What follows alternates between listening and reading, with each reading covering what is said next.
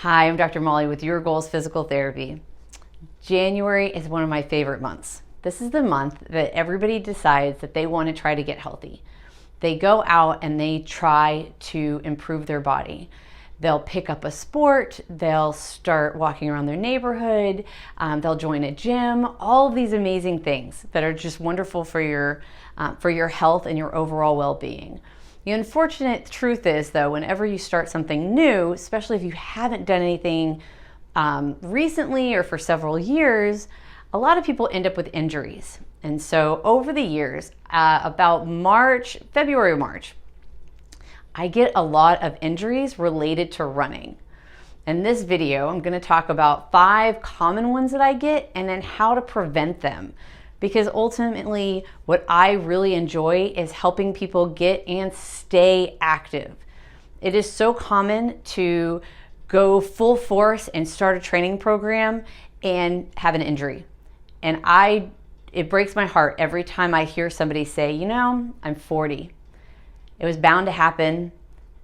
I haven't worked out in forever because my knees are bad or my back is bad. And here I went and tried to go running. What was I thinking? Of course, I'm not built for running. Of course, because I'm this age now, I should not have even tried. This is very sad.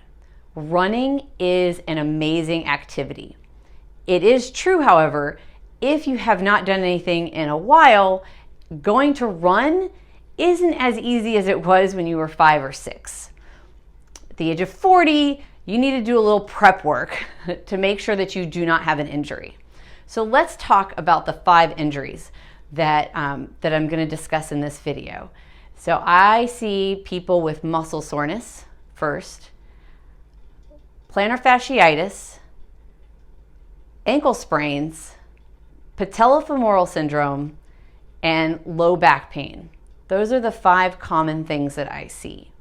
But there are ways to prevent all of them. So I want you to stay and listen because I will talk about how you prevent them and going forward. Because again, running is an amazing activity. And just because you're of a certain age or you haven't worked out in a long time does not mean that you cannot safely get back to running. So let's talk about these injuries. First, muscle soreness. Whenever you start a new exercise program, it is very common to be sore. What, however, can be shocking for people is when that soreness doesn't show up the same day or the day after. It's when that soreness starts 2 days after their workout. For instance, they run on Monday, they assume they're going to be sore on Tuesday, but Wednesday, they can't walk. And they're like, I have not worked out. I have not done anything. Why am I so sore today? That is very shocking. That's where people get alarmed and start making phone calls. The other scenario with muscle soreness is that they were training for a month or so with no pain, no problems, and then all of a sudden, they're waking up with just a ridiculous amount of muscle soreness, as if they got hit by a truck. They feel like they were in a car accident and all they did was work out. But they've been working out for a month, so why is it so bad today? And that's when the fear spiral happens. And muscle soreness is very common. And a lot of times you can track down why something would be so much more sore for you this time or those kind of things once you get a little bit of history from somebody. But muscle soreness is a big problem for some people when it comes out of the blue or they weren't expecting it. So plantar fasciitis.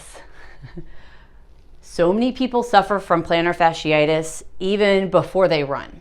So then if they go to run and it gets worse or they have a new bout of it, it basically makes them want to stop running altogether because nobody wants to wake up with foot pain every day. So what is plantar fasciitis? Plantar fasciitis is when the ligament or the fascia, rather, underneath your foot gets irritated. Now that fascia is supposed to help you keep the arch of your foot intact.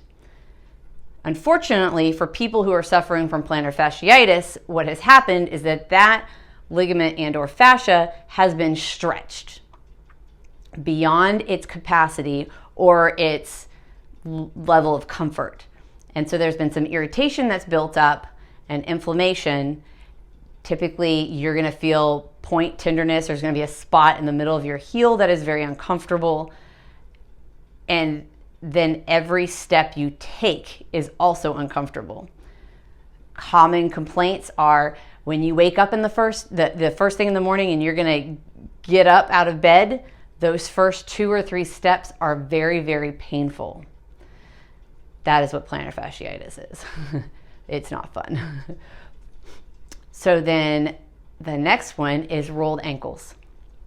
So rolled ankles, as anybody can expect, if you're essentially hopping from one foot to the next, it would be very easy to allow one of your ankles to roll out to one side or the other. Typically what happens is you roll to the outside of your ankle. Very few people roll to the inside of their ankle.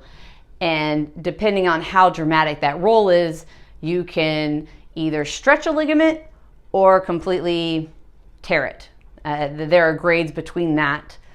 So you can do little bits of damage to a ligament on the outside of your ankle, and that would be an ankle sprain. And so a lot of times that happens when people, you catch the edge of a sidewalk when you're running, and that's how people will roll. If you're running on dirt or uneven pavement and you catch a crack or a rock, you can roll your ankle. Ankle sprains are very common when you're running. It's just a matter of watching where you step in some cases. Some cases they just can't be helped. So then Patellofemoral Syndrome. That's the third thing that I see very often. And I will say this is typically seen more often with women, but men do get this. It is when you're having popping and clicking in your knee. The other common complaint with this, if it's not just the popping and clicking, it's that when they sit for a long period of time, we'll say 30 minutes, you go to get up and your knee it just doesn't feel right. It works and it bends and it extends, it just feels really stiff and not good. It does not feel comfortable to get up and walk after 30 minutes, which makes commuting in the city of Houston not fun. But what is patellofemoral syndrome other than just the achiness in your knee and popping and clicking? Your kneecap has its own groove. So on the front of it's actually your femur, there is a groove for your kneecap to shift up and down on. And so when your knee is bending, that kneecap is supposed to slide up and down and stay in its groove. If you have patellofemoral syndrome, for some reason or another, that kneecap is sliding out. Under normal circumstances, what's happening is it's sliding to the outside of the knee and it goes pop, click, and it just moves in and out of that groove. And for some people, the pop isn't very painful or annoying, but for others, it can be very dramatic and very uncomfortable. It's all stemming from the same thing. Something is causing a misalignment of where that kneecap is tracking. And it's causing a pop sound. And low back pain is the last thing I want to talk about. Low back pain, if you're getting low back pain, it can be before, during, or after, well, probably not before, but it can be during or after your run. If you're feeling that, then the sensation that you're feeling is from your back muscles tightening up. Essentially, it's a muscle spasm. So the little muscles that keep your spine stable, so that there's no shifting and moving around, they are tightening up really hard. And so if you're getting that ache, either during or after your run, is basically like your low back muscles are telling you, hey, we've been squatting. We've been stuck here in this squatting position, just holding everything as steady as we can for however long they've needed to while you're running. And they're uncomfortable, they're sore, they're overworked. Now, why would your back muscles be doing that much work? Well, something is not doing its job. Because if your back muscles think that they need to clamp down that hard, then there's nothing that's helping them do that job. And there are lots of things in your hips and your abdomen that help stabilize your spine. But if your back muscles are feeling the need to be the only things doing that, then that's saying that there's some form of imbalance that's happening and your back muscles are being overworked. And that's where that achiness is coming from. So those are the 5 things. So just as a recap, muscle soreness, plantar fasciitis, ankle sprains, Patellofemoral Syndrome, and low back pain. Very, very common injuries to have for running.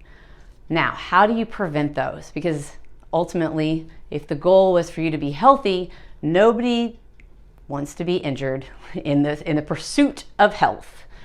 And so, let's talk about those. I have about 8 suggestions. If you're going to start a running program, number 1 priority, you need to make sure that you have a very good training program, right? So that means that when you pick whatever program that you're going to pick, that you find that there is enough rest between when your runs are, so that you're not, if you run on Monday and you're a little sore on Tuesday, that's one thing. But if you're still really sore on Tuesday, then maybe you don't need to run on that Tuesday, because you need to make sure that you're recovering from each of the previous runs. The other thing with the training program is you need to make sure that you do not increase your distance the same time you increase how fast you're running. You can decide this week, hey, I'm going to increase my run distance, but then you need to keep your pace the same as it was the week before. Because if you increase both at the same time, the amount of muscle soreness you'll be in, the overtraining that happens when you do that, is very dramatic. So again, that goes with what kind of training program are you using and how are you progressing yourself. The other big thing is make sure you have proper shoe wear. Now, I have a video that talks about how to make sure that your sneakers fit right, but ultimately the big thing is that you want to make sure that your shoes are not worn out and that they fit you correctly. When you're running in your sneakers, if you're going to be running every day, you should probably have 2 pairs so you can alternate them. The other thing is that you don't want to run in them if you've had them for more than 500 miles. So unfortunately, that does mean you need to do some math. Depending on how many miles a week you're doing, you need to invest in those shoes. Because if you're running on cement, which is the other thing you can pay attention to, especially depending on if you're having a lot of joint achy pains afterwards, running on cement is a lot harder on your body than running on a treadmill and or running on like dirt or grass paths. So that can be something to consider. What terrain are you on? But you want to make sure that your shoes are good and that they're in good condition, and that the cushioning in them is still doing its job. So, and average manufacturers tell you that's about 500 miles. So just depends on how long it takes you to put that 500 miles on there. So the other big things are ice. So at the end of the day, if you notice that from your run you're a little sore, ice is nice. 10 minutes. Promise, I know we're all in Houston and nobody likes ice, but ice is amazing for reducing muscle soreness. The other thing that's also amazing for muscle soreness, which would be another suggestion, is stretching. Now, I know from personal experience that if I've set up time for a run, I inevitably forget to add time for stretching at the end.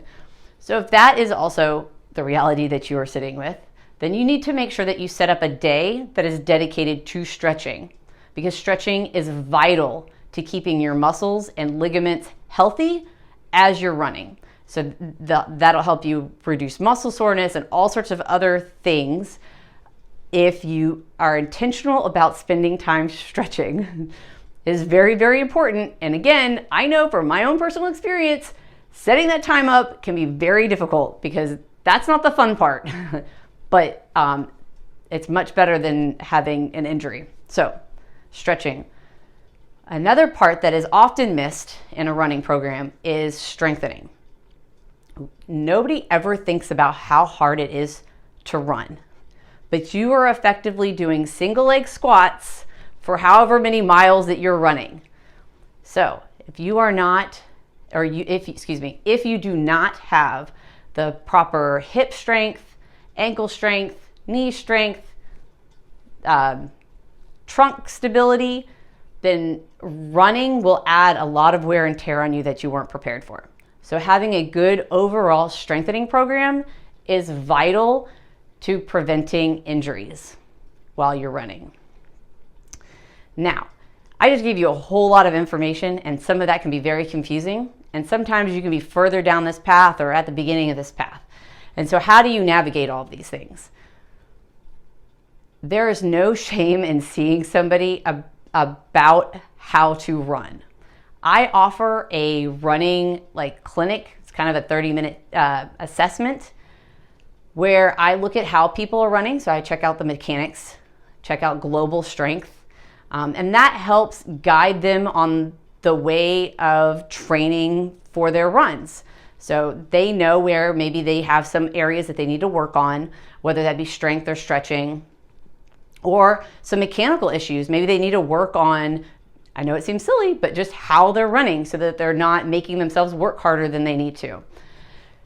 So that is something that is a very viable option. Just seeking a little bit of help, having somebody else help determine what's going on while you're running. So at 3 miles, you're having a problem.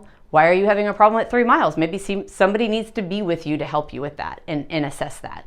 And so that's what I help many people with, so that they can prevent injuries going forward and stop the injuries that they're having currently. So if that's something that you're interested in, there'll be a link somewhere below so that you can get in contact with my office, and we will set you up with an appointment for that. I also offer, I save these visits every week. They're called discovery visits, because a lot of people find me on the internet and it's really hard to tell whether or not you're talking to an actual person or what information somebody can actually give you. And I completely understand that. It's a very weird world that we live in right now, where we get everything from the internet, but we never know exactly how much truth is in the videos that we're getting. So I offer discovery visits. And why I call them discovery visits is because they allow us to discover if we're going to be a good fit for each other. You get to ask me questions, I get to find out about what's going on with you specifically, and we get to decide whether or not what I can do for you is what you really need. So I save those also, and there'll be a link below so that you can access those appointments as well in the show notes below. Well, I hope that you are having a fabulous first of the year, and that if running is something that you just picked up, that you are thoroughly enjoying it, because ultimately I think running is, just an amazing activity. I just love running. You guys have a great day.